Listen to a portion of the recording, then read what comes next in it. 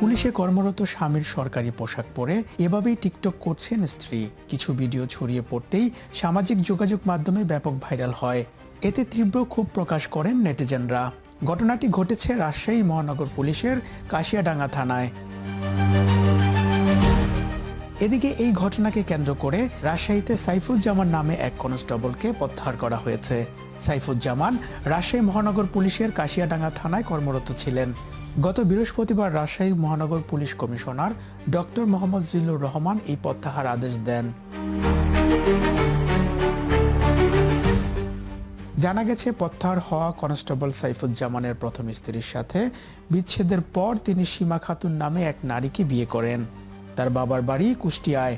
অভিযোগ রয়েছে, সীমা খাতুন স্বামীর সরকারি পোশাক পরে নিয়মিত টিকটক ভিডিও তৈরি করতেন এবং সামাজিক মাধ্যমে প্রকাশ করতেন।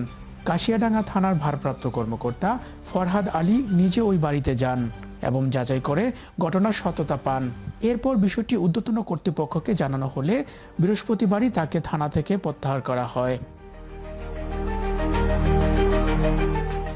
রাষ্ট্রের গুরুত্বপূর্ণ বাহিনীর পোশাক এইভাবে ব্যক্তিগত বিনোদনের কাজে ব্যবহার করা কতটা যৌক্তিক তা নিয়ে প্রশ্ন তুলেছেন অনেক নেটিজেনরা।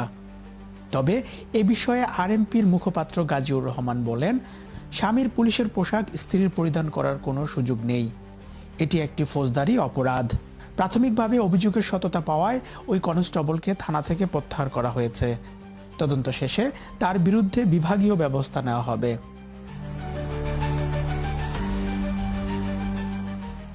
Rana Ahmed, NV news 24।